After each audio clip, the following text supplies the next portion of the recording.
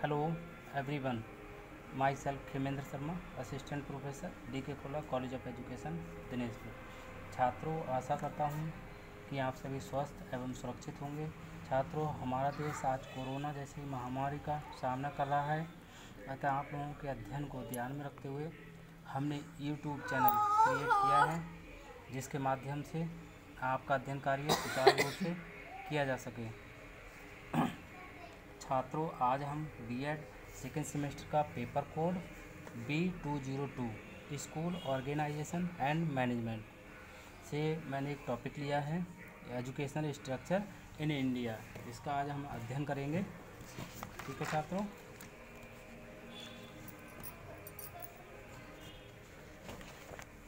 इसमें यह educational administration. इससे पहले हम बात करते हैं छात्रों, ये एक नज़र डालते हैं एजुकेशनल एडमिनिस्ट्रेशन की। क्या है शैक्षिक प्रशासन, क्या है? हालांकि इसके बारे में मैंने क्लास में इसके बारे में काफ़ी कुछ पढ़ाया आप लोगों को, लेकिन एक बार रिवाइज करते हैं। शैक्षिक प्रशासन का अर्थ एवं परिभाषा। शैक्षिक प्रशासन सामान्य प्रशासन का एक अंग होता है, एक तरीके से पार्ट होता है जो प्रशासन होता है उसका, परंतु ये अन्य प्रशासनों की अपेक्षा मानव मूल्यों को प्राप्त करने का दायित्व अधिक वहन करता है। शैक्षिक प्रशासन विद्यालयों के माध्यम से इन मूल्यों व आदर्शों को प्राप्त करता है। यही कारण है कि ये अन्य प्रशासनों से कार्य और उद्देश्य से भिन्न होता है। अतः इस रूप में शैक्षिक प्रशासन एक विशिष्ट व्यवसाय है। इसके अंतर्गत शिक्षा के कार्य जैसे बालकों, युवकों तथा कभी तरुणों की शिक्षा व्यवस्था करना एवं उनके व्यक्तित्व का सही निर्माण करना आता है। ये मुख्यतः शिक्षा से संबंधित होता है। ये उस ढांचे को क्रियान्वित करता है जो संगठन ने खड़ा किया है, और इसके द्वारा ही शैक्षिक उद्देश्यों की प्राप्ति संभव हो पाती है, एवं ये सीखने सिखाने की प्रक्रिया को प्रभावशाली एवं सरल बनाने का प्रयास करता है तथा विविध क्रियाओं में संयोजन स्थापित करता है। ये अन्य प्रशासनों की अपेक्षा अधिक महत्वपूर्ण माना गया है। ठीक है छात्रों, ये आप देख रहे होंगे यहाँ पर शैक्षिक प्रशासन, इसका जो प्रोसेस है, प्रक्रिया है, वो उनके ये पद हैं, स्टेप्स हैं। इन पदों के आधार पर ही इसकी प्रक्रिया संचालित होती है, चलती है। ठीक है, नंबर 1 नियोजन, दूसरा संगठन, तीसरा निर्देशन, और चौथा 4 नंबर पे है नियंत्रण, planning, organisation, directing and controlling. ठीक है, इनके आधार पर अगर इसको परिभाषित किया जाए तो इसकी परिभाषा शैक्षिक प्रशासन का राज्य अथवा राष्ट्र समाज विशेष में शिक्षा की व्यवस्था को सुचारू रूप से चलाने वाले उस प्रशासनिक तंत्र से होता है जो शिक्षा व्यवस्था का नियोजन, संगठन, निर्देशन एवं नियंत्रण इस प्रकार करता है कि उससे शिक्षा की व्यवस्था सही ढंग से होती है एवं शिक्षा के उद्देश्यों की प्राप्ति होती है। ठीक है छात्रों, समझ रहे होंगे आप। ये जो प्लानिंग है, बिना प्लानिंग के ये प्रक्रिया संभव नहीं है। ठीक है, प्रशासन की प्रक्रिया प्लानिंग आवश्यक है, ऑर्गेनाइजेशन जो संगठन है वो भी आवश्यक है। ठीक है, निर्देशन भी आवश्यक है, एंड कंट्रोल करना। इस एजुकेशन सिस्टम में जो मेन हेड होता है वो एक तरीके से कंट्रोलर का कार्य करता है। ठीक है, 3 मिनट की, जल्दी करो, इसमें नहीं जाएगी ना, वो है लगा हुआ। नेक्स्ट आगे पढ़ेंगे हम भारत में शैक्षिक प्रशासन की संरचना। ये आप देख रहे हैं छात्रों, भारतीय शैक्षिक प्रशासन की संरचना। इसमें जो है भारतीय संविधान में 3 अलग अलग सूचियां हैं, यानी लिस्ट है। पहली है आपकी संघ सूची, ठीक है, यूनियन लिस्ट। ये वह लिस्ट है, इसके अंतर्गत जो इसमें उल्लेखित कानून बनाने का अधिकार है वो सेंट्रल गवर्नमेंट को होता है। ठीक है, केंद्र सरकार को होता है। नेक्स्ट है राज्य सूची, स्टेट लिस्ट। इसमें जो उल्लेखित कानून बनाने का अधिकार है वो राज्य सरकार को होता है। नेक्स्ट है समवर्ती सूची। समवर्ती सूची वह सूची है जिसमें जो कानून बनाने का अधिकार होता है वो केंद्र सरकार एवं राज्य सरकारों दोनों का होता है। ठीक है, बट इसमें एक कभी ऐसी स्थिति आती है कि केंद्र द्वारा बनाए गए कानूनों और राज्य द्वारा बनाए गए कानूनों में विरोध होने की दशा में केंद्र द्वारा बनाए गए कानून इसमें मान्य होते हैं। ठीक है छात्रों, समझ रहे होंगे आप। अगर जैसे कभी कभी विरोध होता है कानून बनाने को लेकर के, तो उसमें जैसे सेंट्रल गवर्नमेंट ने कानून बनाया और दोनों मिलकर जब कानून बनाते हैं, उसमें कानूनों में जो विरोध होता है, तब ऐसी स्थिति में, विषम परिस्थिति में सेंट्रल गवर्नमेंट के द्वारा जो बनाए गए कानून होते हैं वो लागू होते हैं, वो मान्य होते हैं।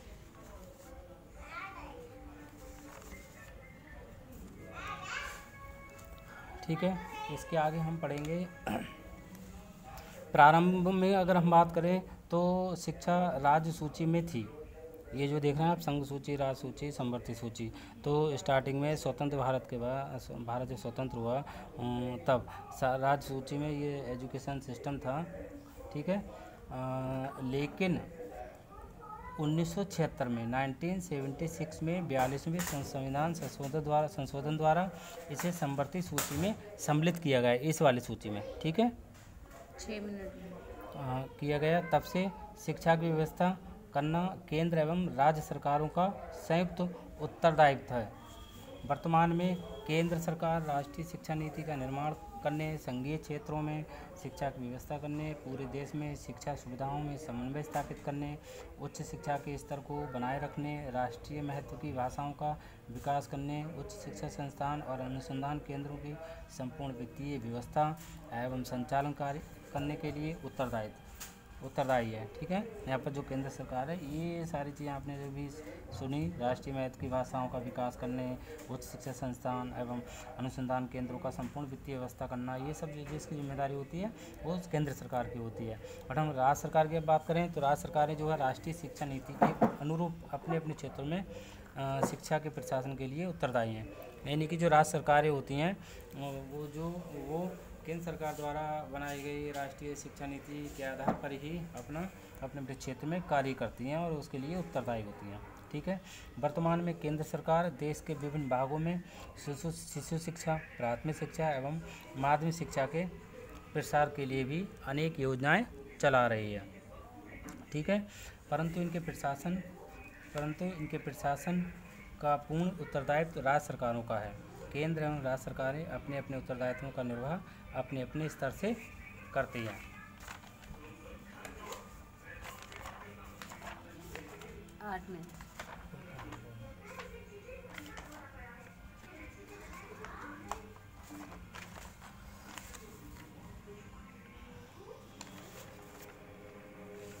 अब बात करते हैं हम ये भारतीय शैक्षिक प्रशासन के विभिन्न स्तर। हम स्ट्रक्चर की बात करें तो यहाँ पर जो भारत की शैक्षिक प्रशासन की जो व्यवस्था है, संरचना है, एक तरीके से वो उसको डिवाइड कर दिया गया है। यानी आपने पढ़ा होगा केंद्रीयकरण एवं विकेंद्रीकरण।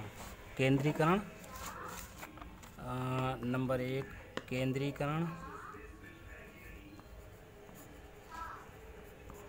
नंबर 2, विकेंद्रीकरण। ठीक है छात्रों, केंद्रीकरण सेंट्रलाइजेशन एंड डिसेंट्रलाइजेशन आपने ये पढ़ा होगा। तो केंद्रीकरण का जो अर्थ होता है, यानी जो एजुकेशन सिस्टम से एडमिनिस्ट्रेशन संबंधित जितने कार्यभार होते हैं वो एक मुख्यालय से की जिम्मेदारी होती है। बट इसमें जो है कार्यों का विभाजन कर दिया जाता है, अलग अलग विभागों को दे दिया जाता है, अलग अलग लोगों को दे दिया जाता है, वो विकेंद्रीकरण कहलाता है।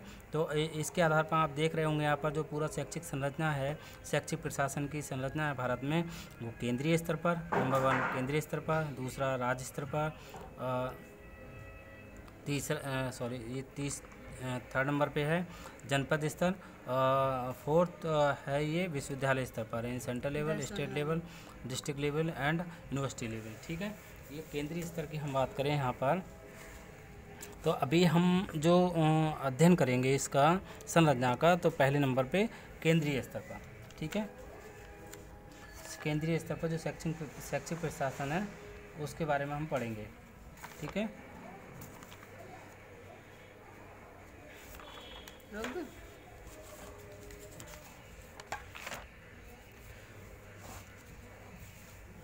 छात्रों, केंद्रीय स्तर पर जो शैक्षिक प्रशासन की संरचना है उसमें केंद्र स्तर पर मानव संसाधन विकास मंत्रालय यानी ministry of human resource development MHRD के बारे में आपने पढ़ा होगा।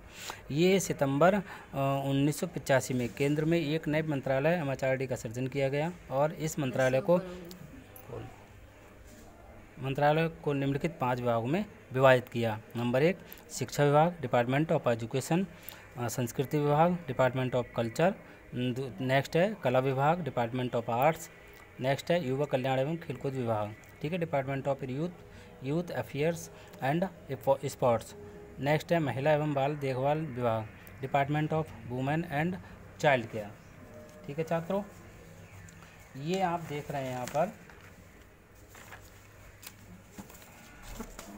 ये जो विभाग हैं, पहले स्टार्टिंग में ये 5 विभाग बांट दिए थे, ठीक है, 5 विभागों में इस मंत्रालय को डिवाइड कर दिया गया। लेकिन शिक्षा विभाग की एक अलग ही स्थिति है, विशेष स्थिति है, इसलिए ये इसके बारे में आगे मैं फिर वीडियो लेके आऊँगा, ठीक है छात्रों। आज के लिए इतना ही।